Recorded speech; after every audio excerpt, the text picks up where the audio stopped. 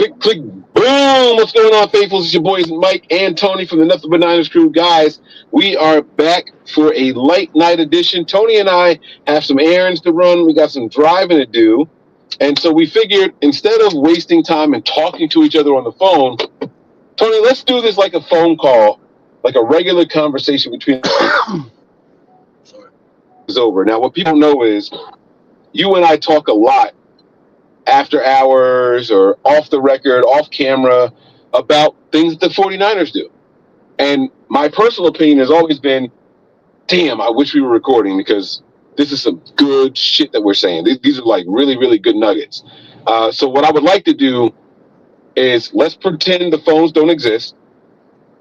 Let's just have a conversation between the two of us about what the Niners have done the first 2 days of the draft. And as a quick recap, really quick, Tony, why don't you go ahead and run down the names of the players the Niners have picked at each position? You don't have to give the positions like the exact numbers, but their first pick, second pick, third pick, and fourth pick. There are 4 picks concluded so far through 2 days of the 2025 NFL draft. Tomorrow, we have an amazing 7 picks. All right. Yes. So as of right now, the Niners haven't moved up. They haven't moved down. They have stayed pat, and they have acquired. Well, we'll talk about what they've acquired. But why don't you go ahead and run down the names of them? I'm just going to do something real quick. Just let me know if you can still see me, all right? All right. Can you still see me and hear me? I hear you. I don't see you. Well, because it's dark, but you can hear me, right? I can hear you. But your camera, your perspective dropped off. It's only me on the camera with it, and that's okay. We can just have a phone call. I'm okay with that. That's fine. I know that. On.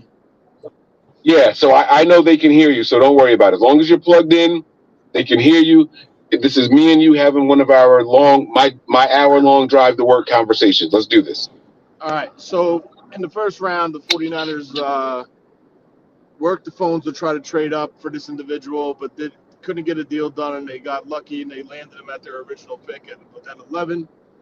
They went with defensive end Mikael Williams from Georgia at pick number 11. The second round, they stayed pat at 43, and they took Alfred Williams. Alfred. What's his Alfred Collins. Collins. Sorry. Yes, Alfred sir. Collins. A big physical, space-eating defensive Longhorn, baby. Yeah, Longhorn, space-eating defensive tackle who shows some athleticism as a pass rusher, lined up as a defensive end in several plays, and just plays like a madman with his hair on fire. In the third round, their first pick in the third round, I don't remember, 75, they took Nick Martin, a linebacker from Oklahoma State. Nick Martin, a linebacker from Oklahoma State. This guy, if you had to draw somebody to be the next Dre Greenlaw, this dude's pretty much as close as you can get. 5'10", 5'11", 220, 225. Flies around, makes plays, physical. Great tackler. He could blitz. And then with their final pick, 100 in the third round, a compensation pick, they went with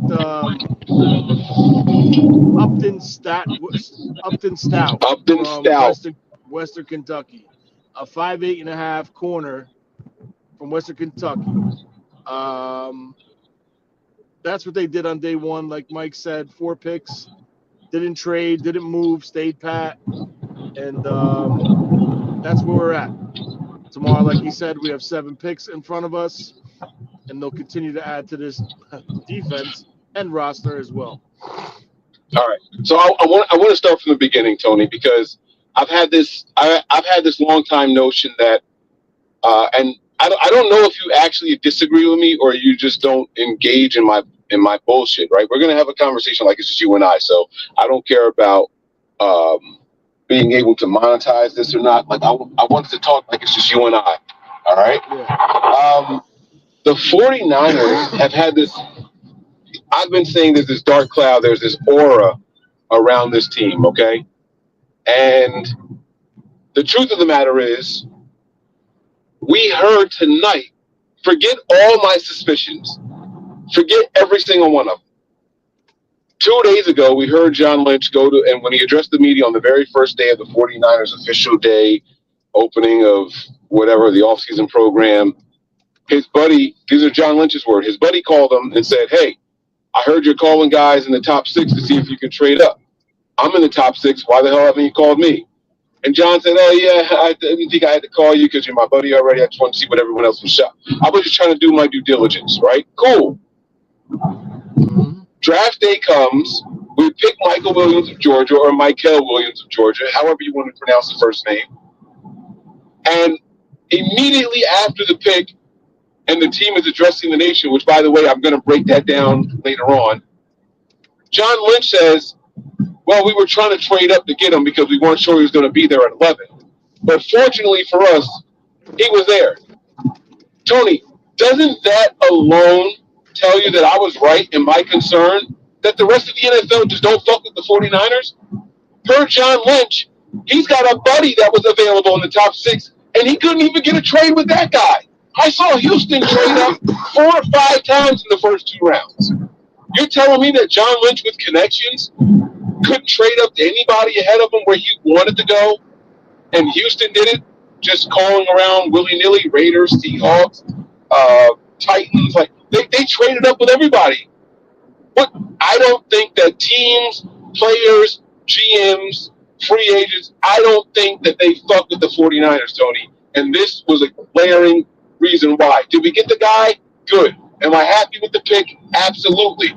This ain't about that, though. This is about why we couldn't trade up when we wanted to. I think this is bigger than the players.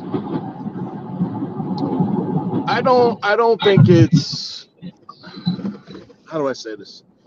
I don't think it's as like you're saying, like a black cloud, right? I don't think it's a black cloud in as far as no one wants to be a 49er. When it comes to certain things, the 49ers are very frugal and very, when it comes to negotiations, their way. Like they want it their way. They want to do it this way, and if it doesn't go that way, they don't make the deal. As far as the players end of it, I just think as we saw this offseason, they had to do a reset financially. So they're not going to pay guys like Davante Adams what he wants or market value, right? They gave Ayuk the extension. They did not trade Ayuk. They kept Ayuk. So that's even more a reason not to pay Davante Adams because of that. Because once Ayuk comes back, what's Davante Adams going to be, right? You invested a first-round pick last year in Ricky Pearsall. You have Jacob Cowing. You got Brandon Ayuk back. You got some pieces here and there.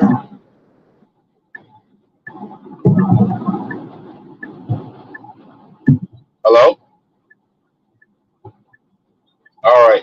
It sounds like we lost veterans. Oh, we lost you for a little bit. You said you got some pieces. Yeah, we got you now. You said you got some pieces here and there, and then you got this here. Okay. Yeah, like you got, like, we can't afford to pay Davante Adams, right?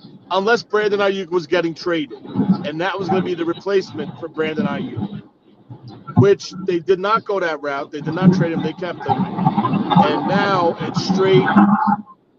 It's not a good situation for Davante Adams to come to San Francisco because he's not going to come for what the Niners could offer him. And it's shame on, in my opinion, shame on Davante Adams for doing that because not for nothing, last time I checked, the player doesn't talk to the general manager in negotiations. The agent does. And shame on his agent. The player didn't talk to the general manager in this situation. John Lynch confirmed that. He said, I never told him that it was a hard number. And Kyle doesn't talk to agents either, so I don't know where they got that from. That's what I'm trying to get to. I'm saying shame on his agent for putting that out there or telling or misinforming Davante Adams. No. I'm not going to let you do that. Well, I'm going to do it because then, wait a second. You just said yourself, if he don't talk, if Devontae Adams does not talk to John Lynch direct. Who talks to John Lynch? And then who talks to Devontae Adams? His agent. His agent told. That's my point. Wait, but that's exactly my point. Hold on. We might be saying the same thing. Just hear me out, right? I'm not saying it was John Lynch, and I'm not saying it was Kyle. I do believe that multiple times they were told that the Niners have a hard financial line in the sand, and we're not budging. Prague probably talks to people in negotiations for the 49ers, and that's a fucking problem. If Prague is the black cloud, he's the black cloud. I'm not blaming John Lynch and I'm not blaming Kyle. I'm saying that there was something in that building that is fucking up negotiations. It happens time and time again. John Lynch said over and over, we made a better offer for Khalil Mack that year. And the other teams chose to take it. Whether it's a black cloud or not, there is something that is preventing teams from fucking with the Niners. Well, I'm telling you right now, it's nothing with the Niners as far as that Khalil Mack deal. The Raiders were not trading him to the 49ers, period. Why would they take a worse deal? They didn't want to give him to the Niners, Mike. The Raiders hate the Niners when they were in Oakland.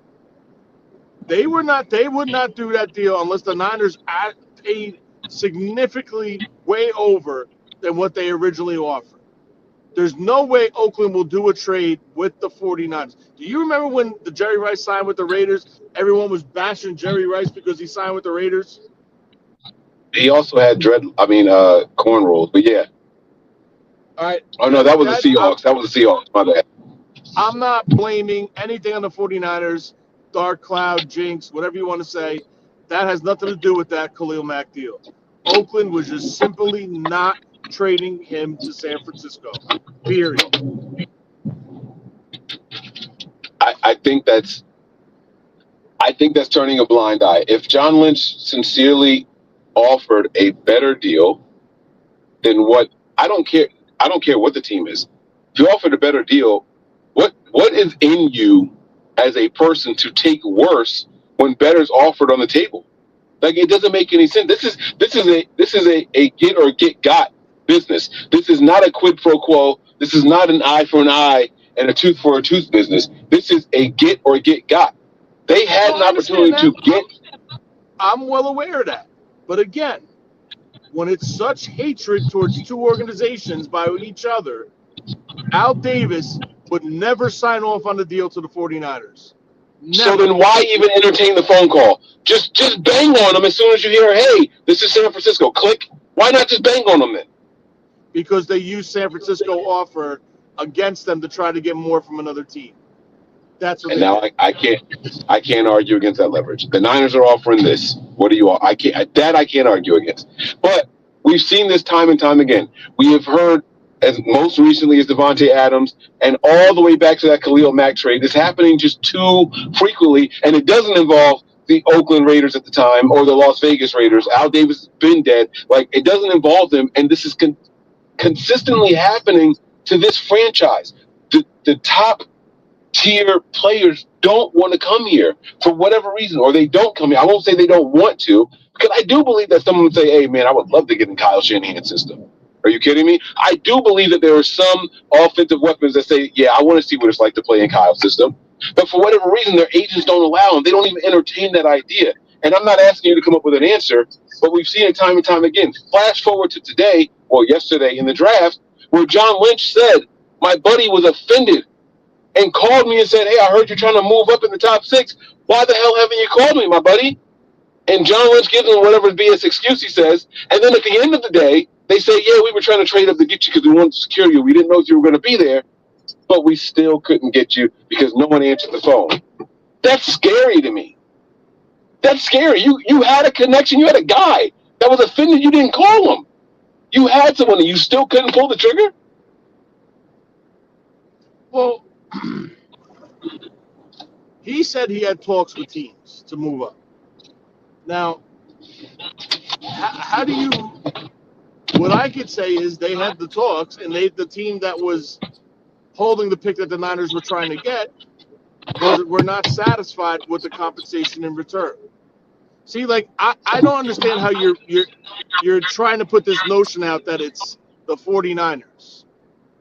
I don't understand that, because 3 years ago, The 49ers went out on day one, 50 seconds into free agency, tampering period, and they signed the top free agent in the market. And they gave Javon him the money. Hargrave. And they signed him. And he came to San Francisco. So I don't understand how it's like beating a drum. The notion that you're setting is not true. What the problem is now is that they're hampered and handcuffed, and they can't spend that money now. So, of course, the players are going to go for the money. So that has nothing to do with San Francisco, not wanting to play for Kyle, not wanting to play for Saleh, not wanting to play for Lynch. Nothing to do with it. The problem is they're not in the position right now to spend money. And this offseason showed you it.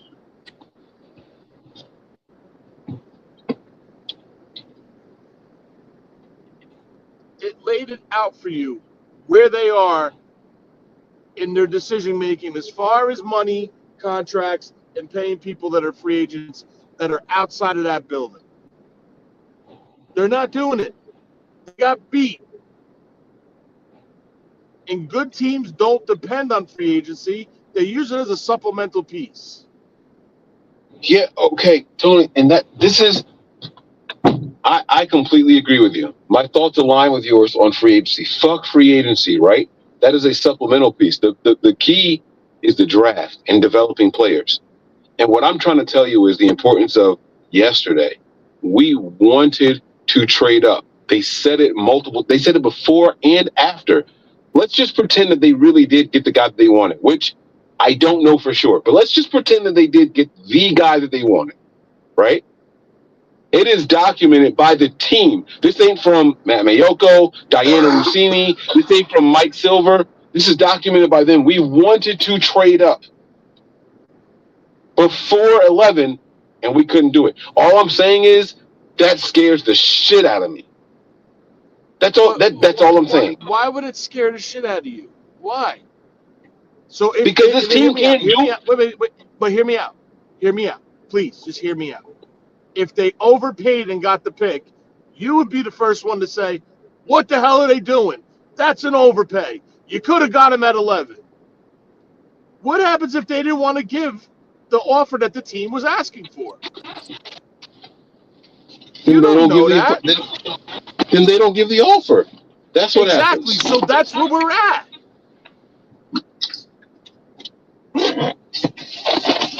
But that's not concerning to you at all. It's not. I'm happy with it that they're not overpaying. They're not just like, what do you want? I want this guy. I want to secure him. What do you want? Jesus Christ, Mike. They learned their lesson from Trey Lance. They traded from, 11, 12, up to 3, and they gave a boatload of picks, and it wound up crippling this team. All right. But for Christ's sakes, they did it without even knowing what player they wanted. Well, they learned their lesson. Okay. All right. I digress. Hopefully we gave you guys something to think about in the first 20 minutes of this episode. You guys draw your own conclusions. Don't even draw a conclusion. Just put that in your memory banks. Just store this little debate that we've had, because I did not name all the different examples. I didn't, and I won't. I won't try to do that, because this is supposed to be about day 1 and day 2. So the Niners go out and they get Michael Williams. Go and get their guy from Georgia. I think, Tony, overall, we're happy with the selection, yeah? I'm ecstatic with the selection. All right. Now, we've kind of talked about this throughout the last couple of days. Give me a 30-second or less why you're happy with the pick, and what it means for this team, the changes that are going to happen with this team because of this pick. They're adding talent. They're getting young on cost control contracts, and they're doing something that they've struggled to do in a long time, and that's stopping the run. They're emphasizing on stopping the run. If you can't stop the run, I don't give a shit how good your offense is when it's on the sideline. Their main goal this offseason was to go into the draft, like John Lynch said, hey, You do know there's a draft coming, guys, right? Guess what?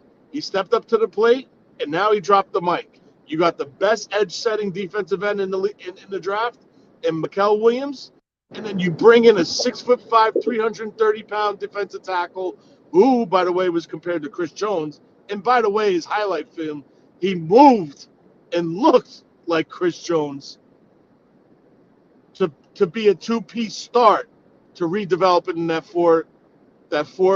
four-man front, and then you come back and you add another piece that'll help your front seven.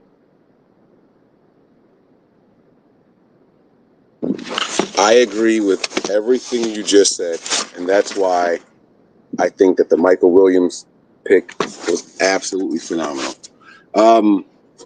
Now, some of the questions that I have for you are going to be a little bit different. So let's start with those questions now.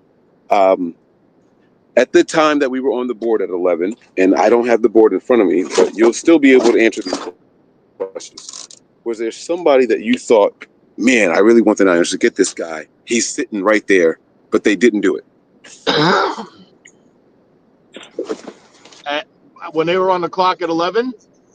Yes. Don't. I'm not talking about moving up or anything like that. I am specifically talking about at 11.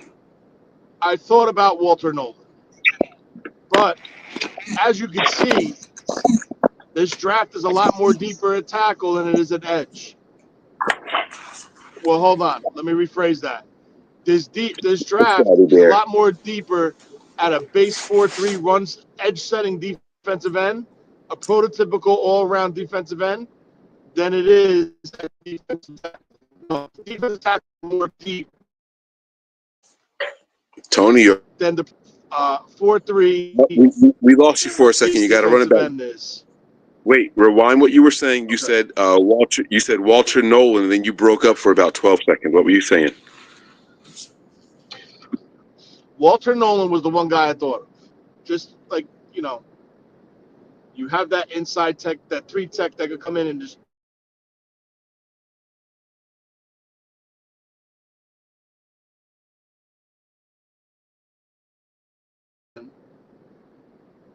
that could set an edge, play, field, was misused, and played the least snaps. We talked about this earlier.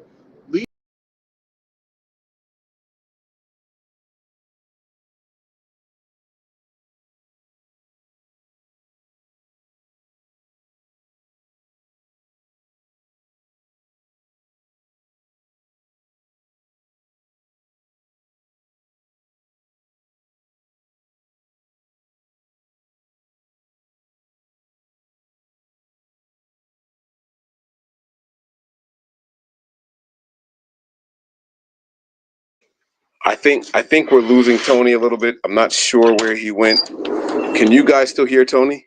Come on.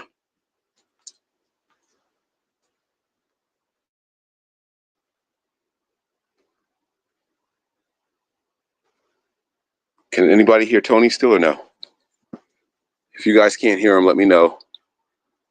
Oh, actually, it looks like Tony's gone. That's not cool. Let's see if we can get him back. He was actually dropping. He was saying Walter Nolan could have or should have been the pick for the 49ers prior to, come on, that way. Go. Prior to leading up to 11. And I'm not mad at a take like that. Go to the bathroom. Sorry, guys. I had to come home and take my dog out. Oh, there he is. He's back. There he is. Let's get Tony back in here. All right, Walter Nolan. Why? This is the guy that you thought about trading up for, yeah, or no? No. Oh, this is who you wanted. So you kind of broke up. All you said was Walter Nolan's name, and then you broke up. I don't know if that meant you wanted to trade up for him or you wanted him at 11. No. You considered him at 11. Standing at 11, no movement. Walter Nolan was the one I thought about as an alternative to Mikael Williams. Defensive tackle was more deep in his draft than a true 4-3 base defensive end who could stop the run and rush the passer and be a true edge setter. So with that being said, I would have went the same route that they went and took Mikael Williams as the first step of rebuilding this defensive front. Oh, so you actually thought they went the right way. Get the better edge for what your team needs because you can get defensive tackle later. Yes.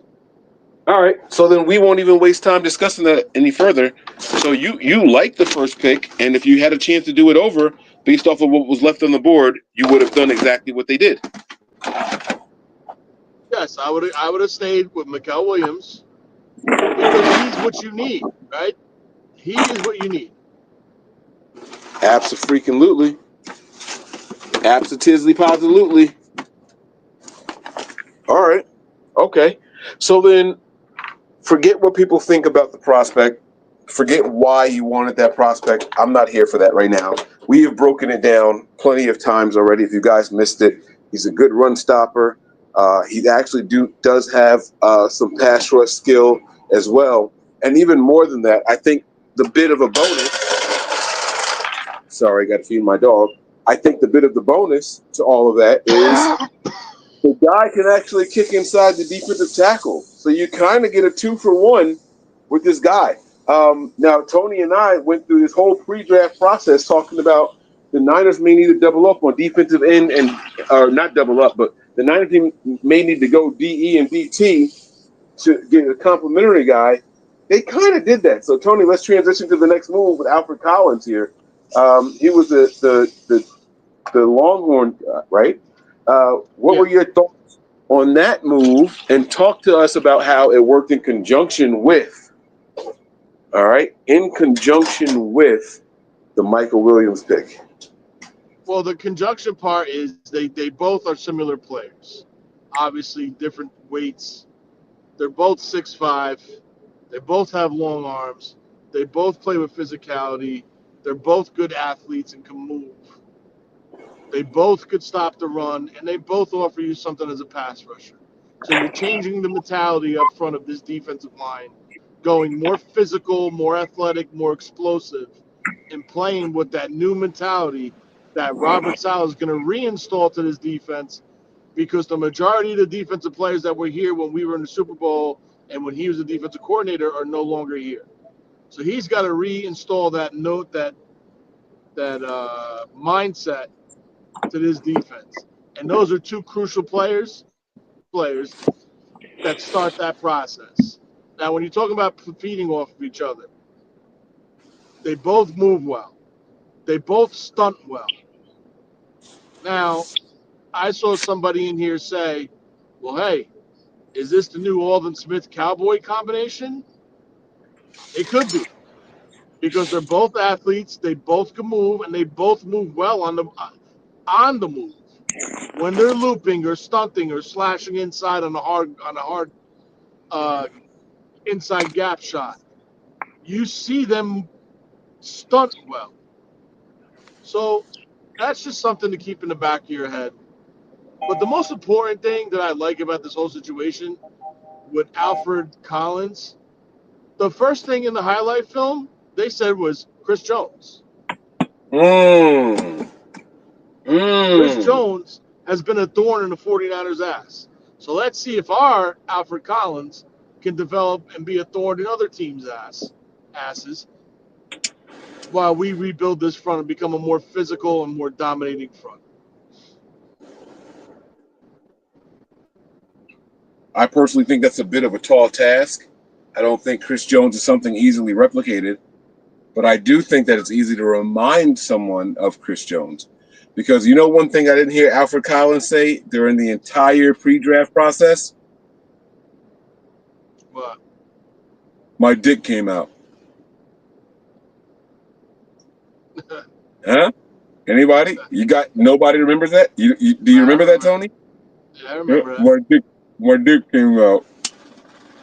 He sounded like a Neanderthal, but it did happen while he was running. So anyway, that was just me having a little bit of fun here. I think it's a good thing, the comparison and all that shit. Yeah.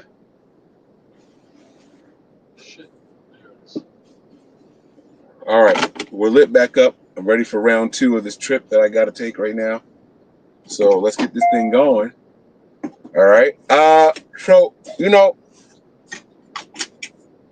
again, we are not recapping the picks, so to speak, but I do want to know if you would have went anywhere else. Now, there were some people that thought the Niners could have gone running back at two, or I'm saying two as in their second pick. That was pick 75, 100 were the last two, 43. That was pick 43. I saw some people saying running back. I thought that was a little rich for the 49ers, considering that we got Garindo and a healthy CMC now.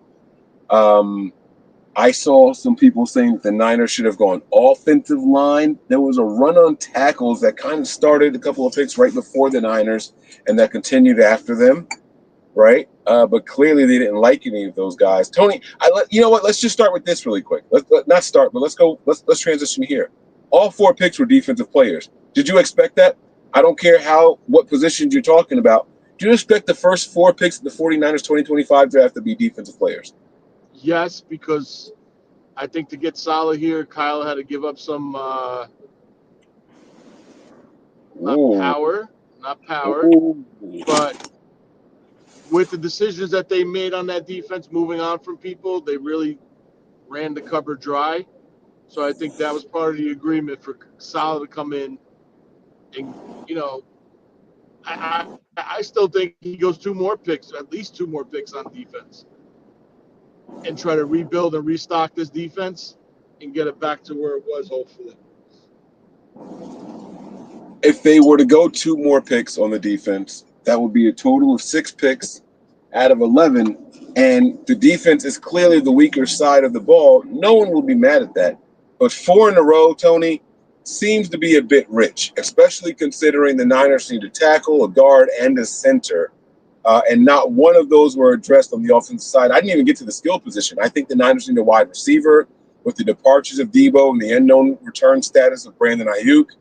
Your 1 and your 2 are gone, and you can put them in whatever order you want to put them in. You haven't extended George Kittle. We don't know what that's going to be like, how that's going to play out later on. And Christian McCaffrey's coming off of a major injury. I would think that someone out there could feel that this might be hit the panic button on the offensive side of the ball. 4 in a row, that's tough, brother.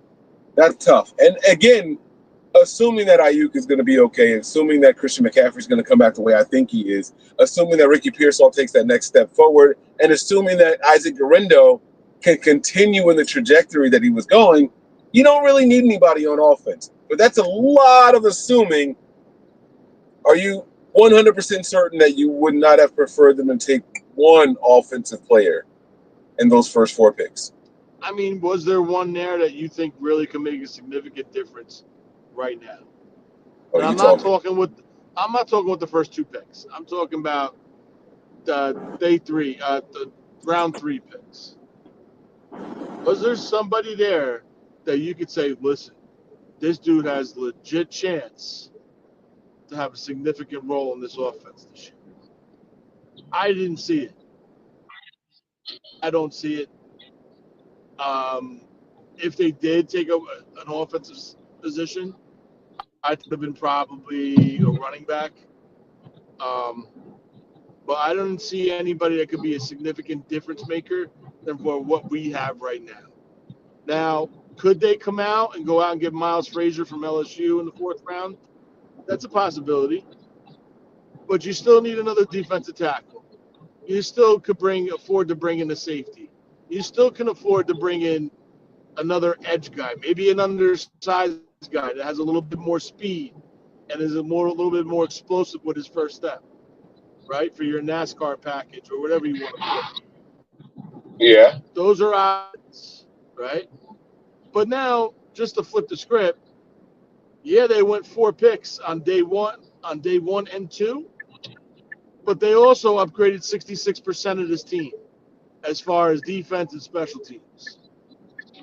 Because all these guys that you brought in today, minus Alfred Collins, are going to contribute if they make this. Oh, Which I wait fully now. expect them to do. Wait now. Are you trying to tell me that our number 11 overall pick is going to contribute on special teams? Are you telling me that? with his arm length, I could see him as a what you call the block a field goal. Sure. Oh, and the block team. Ooh, okay, okay. That. Those are special team snaps. Okay, all right. You were in your bag and you were locked in. I like it. I like it a lot. All right, so that is very much a possibility. All right, so and I definitely like the last pick of the draft when it comes to special teams ability. I think that's probably the one that we can almost guarantee the most at that fourth pick at number 100. But we're skipping, and I don't want to skip so much necessarily. All right, the Niners took a linebacker that a lot of people, and it could be 49ers bias, but they're calling him Baby Dre, Baby Greenlaw. Um, and he is somebody that I didn't talk about at all. Tony, what were your thoughts on the linebacker? On the linebacker the Niners took in the third round, or I in the third round, I like Nick second Martin. round, third round. Second round, third round. I like Nick Martin. I just thought maybe I had him on our board. I believe as a fifth rounder. I had him as a fifth rounder. So they I'm reach. So not they gonna reach for him. on our board. Yeah, it's a reach, but I don't on their board. I don't think it's a reach because they took him in the third round. That's where they read. That's where they valued him at. That's where they took him. I liked Let Chris me ask you this Paul. question: Yeah. You were actually about to get to it. How many linebackers did you have on the board that maybe you would have considered over him? Well, I had McKnight. He went first. Yeah. I had Chris Paul. Chris Paul's still available. And I think there was two. I didn't have a lot of linebackers. I had a lot of linebackers on day 3 late because I thought it was deep and these guys would have been in that area that are more the 49ers style linebacker rather than your typical linebacker. So I had a lot of guys there. So maybe I would say there was 2 or 3 linebackers in front of Nick Martin on my board. So yeah, that's listen. It's a reach on my board. I don't think it was a reach on their board by all means. Holy shit, that's a deer.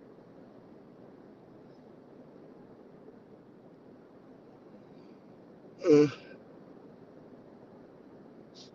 you there? All right. I mean, yeah, absolutely. The Niners aren't ever going to go in the same order that anyone expects them to go in. And so that's kind of part of the course. Now, so far through 3 draft picks, again, guys, we're talking Michael Williams, Alfred Morris, and Nick. What was Nick's last name? Martin. Nick Martin. Thank you. 3 excellent guys against the run. Tony, I know they say you're never supposed to draft for need, but God dang it, this feels like a draft for need type of draft. Not only are they nailing the positions, they're nailing the specialties of what these guys do. Am I reading this the wrong way so far through 3 picks? No. Like I said before, they identified what the issue was and they addressed the pieces that needed to be addressed. They couldn't stop anybody. They couldn't stop a third running back against the run. That's a major issue. Yeah, I completely agree with you. And so, because of that reason alone, I applauded the picks.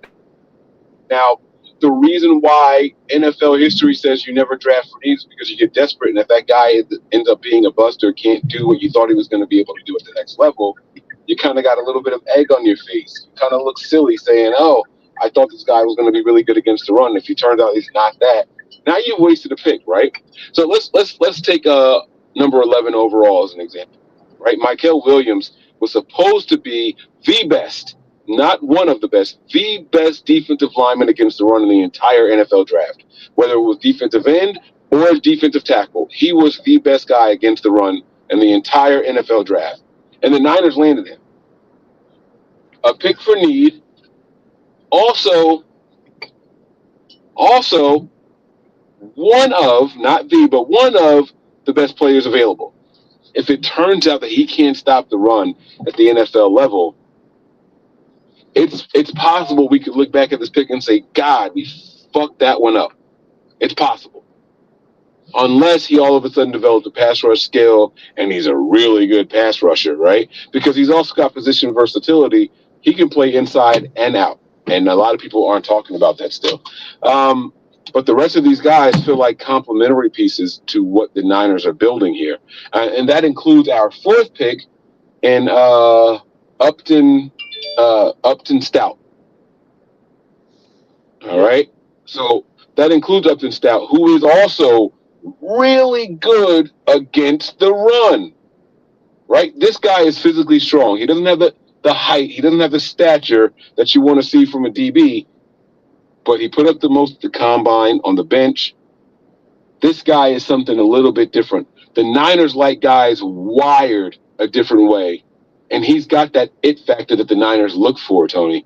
Give me your thoughts on just what they've built as a cumulative effort. It doesn't have to be these guys individually, but when you look at the four positions, defensive end, defensive tackle, linebacker, and corner, whether it's nickel or outside, and the reason I'm differentiating is because 3 of the 4 years, 3 of the 4 years, Upton Stout played outside. So he's one of those guys that, hey, where do you need me to go? Who is that on this roster right now? That's Diamador Lenore. He's also a special teams guy. So the Niners went out there and said, hey, just in case, in the event of, you may not be our primary choice, but you could be a choice to come in and fill a certain need or a role that we have. Let me hear you break that down, okay? Yeah, so he's going to come in and contribute to special teams, obviously. He's going to be given an opportunity to compete for the nickel spot, to take the starting nickel spot on the roster. And again, youth, get younger, get cheaper, get faster. All these moves are saying that. They're getting younger, cheaper, and faster. I really didn't do a lot of due diligence on him. I'm not going to lie. His main factor, I said it on the show, what concerns me about him, how he's handsy and grabby. He's 5'8". His recovery speed is in question. Those are all things that scare me as someone who likes to watch the draft process and evaluate players. So that's a little scary to me, in my opinion. But Was this? clearly, Let me ask you this. As of now, before we continue to do more diving into it, because here's what I think you and I are going to do. I think we're going to go back and we're going to check all of these draft books. We're going to check all of the sources that we believe in and trust, and look for just nickel corners, right? And we're going to come up with a separate ranking. But until then, is it possible that he was actually the best fit and need? I think that this is not a BPA. This is all about needs for the 49ers. This draft has told me it is not BPA at all, and it is all needs. That they're not going to be caught slipping going into this next season. Do you feel that way also? well, I think it's just real quick. I think it's the best player available per the need. That's what I think it is. It's just not okay. I'm on the clock. Who's the best player left on the board? Oh, it's a quarterback. Let's take him. No, this is strictly about the best player available at the position of need with the Okay. highest value for the pick. And so what you're saying is it starts with need more than best player available. It's what do we need and who's the best player at that position. Yeah? Yes. Okay, so that means that this is a need-based draft. And the But it Niners, also it also doubles down into this. It's where, let's just say they feel, oh shit, we need a defensive tackle really bad. But hey, you know what? I think if we take this kid here who has more value in the return using this pick could fill that need, I think we go that way. So that's where I'm kind of like it's best player available per the need with the most value for the selection. Okay. Because you could have a defensive tackle, but then oh shit, there's a linebacker sitting there that would really help to solidify the center of our defense. But we do need this defensive tackle. He's good. He's this, but the drop off is more significant at that linebacker spot. So we're gonna look at that because of the significant drop off. He's the best available. He's BPA of a need, but still holds that most value in return for that pick. Yeah. Because if you go around later, there's a significant drop. Yeah. You know what I can't wait for 49er fans to do tomorrow? I can't wait for them to go back and compare the Dre Greenlaw pick to the linebacker that we took tonight and see who was higher ranked in their respective drafts. I think they're going to be surprised, and I think they're going to be happy when they walk away with it. Now, what the results are going to warrant are something completely different that I can't and won't try to speak to. I would never do something like that. But who was ranked higher in their respective drafts for their respective positions? I think the Niners really, really knocked this out the park, Tony. I really do. I really, really do. What round did the Niners get Dre Greenlaw in? 5. Exactly. And they get this guy in round 3. I think that's saying something, man. And yeah, he had the injury. You know?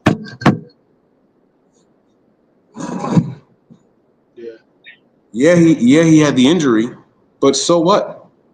He had the injury, he's over the injury, and I think that's gonna reap some real benefits for this team. I really do. What do you think on that? No, I agree with it. I agree with it. And just real quick, I just want to make another point before you jumped in. Was when I forgot who took him, but someone took that kid Parrish from Kansas State, and I said no, the Niners should look at Parrish now, a corner for the next selection, meaning 100. And someone took him when I said it. So now this is my point. I'm trying to tell you. Oh shit, best it fills a need, but now our main guy just got taken 3 picks in front of us. He's next up on our board. Significant drop off after him. That's why they took him there. So it reverts to best bang for your buck with value in return, filling a need, but is the best player available. Yeah, I agree. Dude, it just started pouring. Can you hear the rain out here or no? No, but it's drizzling here, so it's probably going to be here soon. Dude, it is heavy right now coming down. How far from home are you? 10 minutes, 15 minutes. Okay, all right. We can keep rocking until you get home if you want. If you want to get off a little earlier, just let me know.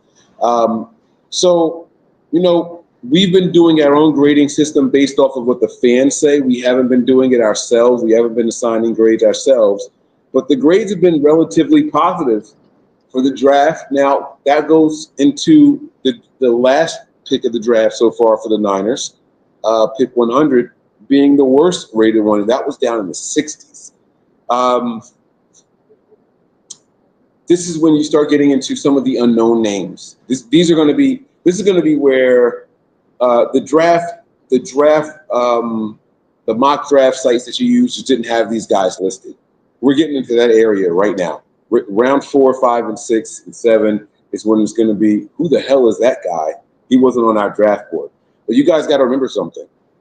These sites that come up with these big draft boards, these individual people who come up with these big draft boards, they don't have a team of people going around to the small high schools, to the small colleges, and just saying, hey, that guy is really good.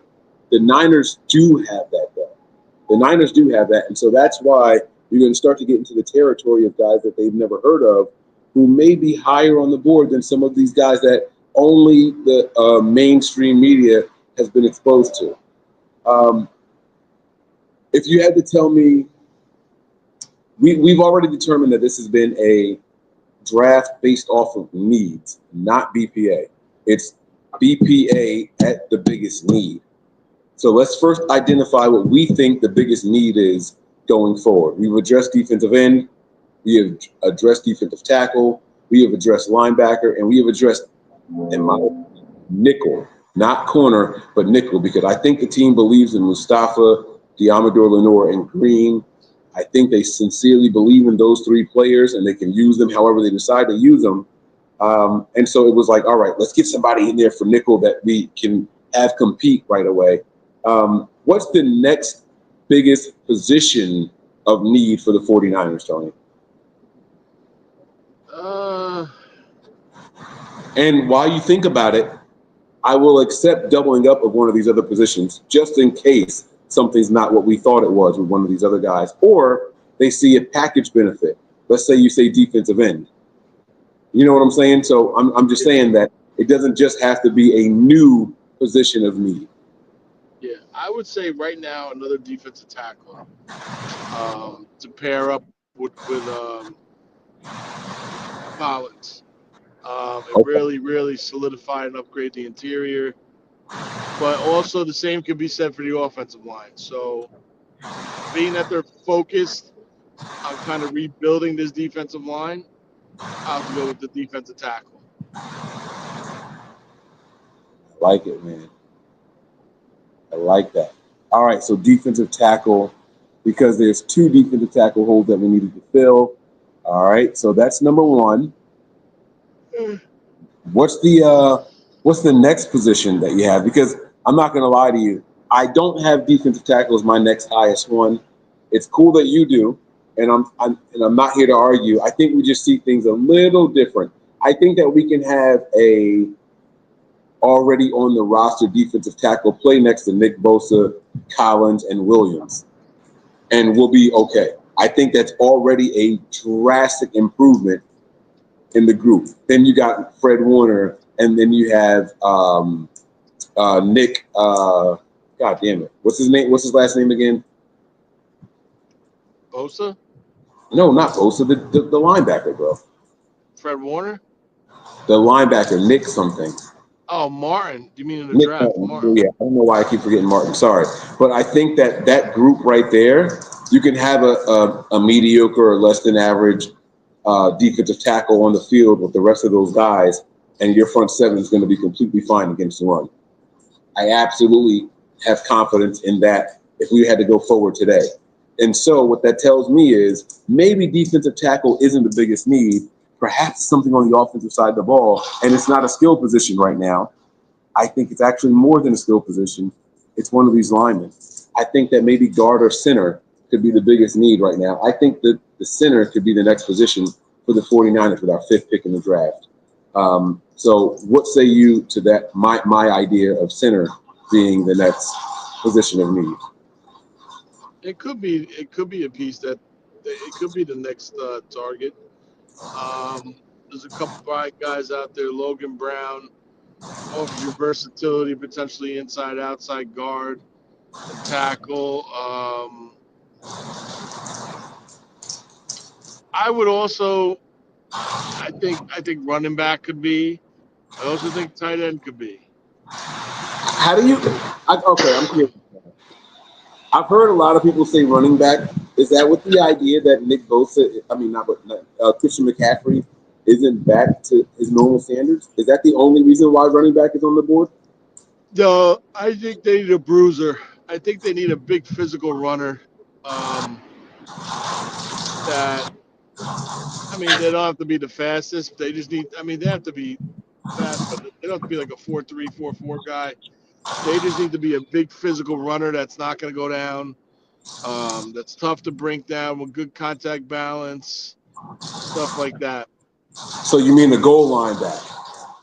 Not specifically for goal line, because it could be 3rd and short, 3rd and 2, 3rd and 3, and you need that guy.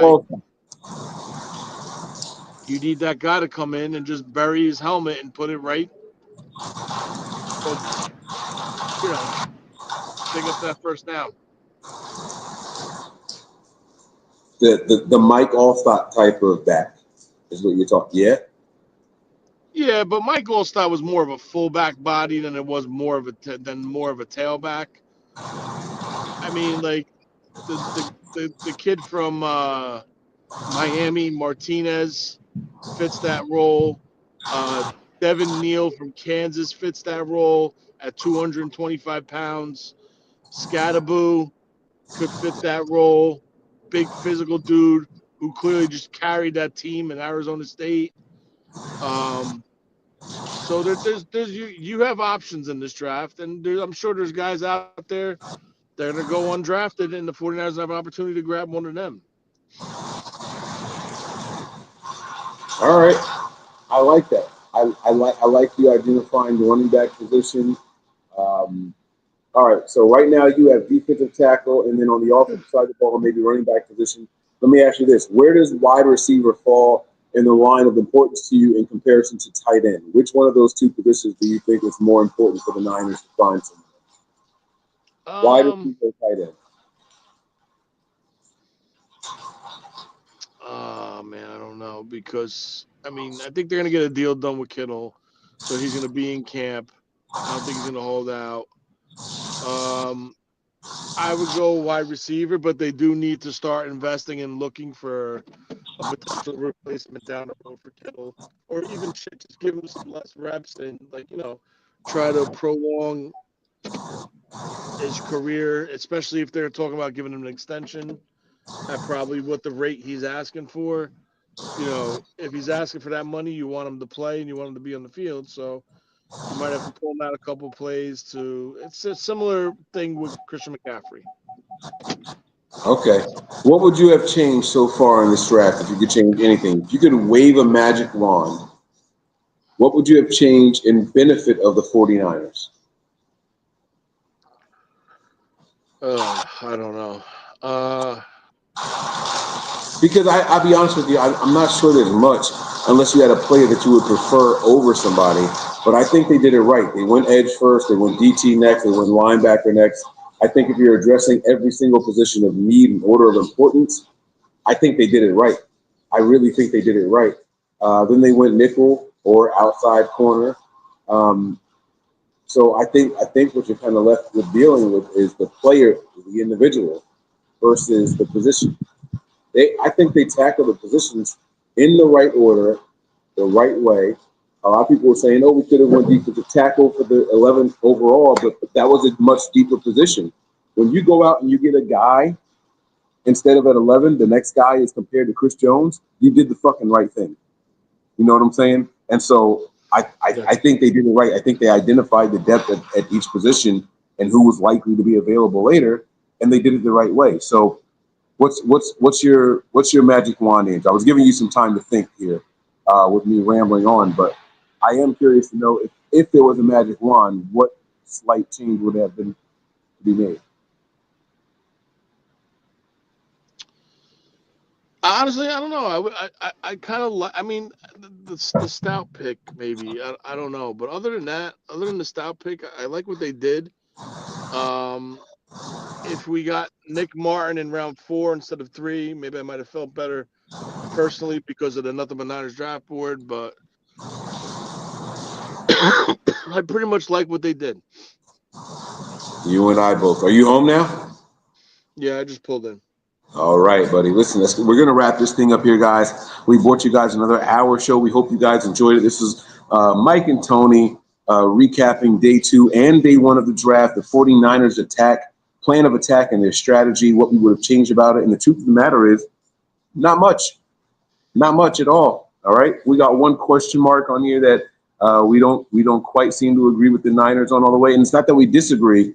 We just question it a little bit. It's not a complete disagree. It's a little bit of a question. And I'll be honest with you guys, through 4 picks, I think they're knocking it out of the park so far. Um, the Niners have gone out there and they have clearly made it a plan, a concise plan as to how they want to attack this. And once you can identify the plan, I said at the start of tonight, we got the first pick. That was just dipping the paintbrush inside one color. Now we're seeing a couple strokes and the picture is starting to come together. We are starting to be able to identify what they want to do and how they want to do in this draft process. Does that mean it won't change in day 3? Not at all. But the first 2 days, we have a clear picture of what they wanted to do. In day 3, there's 7 picks left. More than half of the draft is still out there, and it definitely could change the way that they're going about things. And that's what we're going to discuss more tomorrow when we get the opportunity. Tony, are there any final thoughts that you want to leave the people with? No, I just want to go to my bed because I'm tired. All right, guys, we hope you enjoyed the show tonight. We're going to get up out of here, prepare for glory. Anticipate pain. But always, Remain faithful. we'll talk to y'all soon. Peace. We all gas, no brakes, pumped up, no fakes. We spinning, we winning, we high stakes. We never miss, we all makes. Look at us dudes trying to prove, bringing you news with nothing to lose. Mike, Nick, Tony, Wayne, Method Man, we bring the pain. Hey, see, I'ma confess it. We under the pressure. If you looking to find us, we them nothing but Niners. Niners. We nothing but Niners. We nothing but Niners. We nothing but we them nothing but Niners.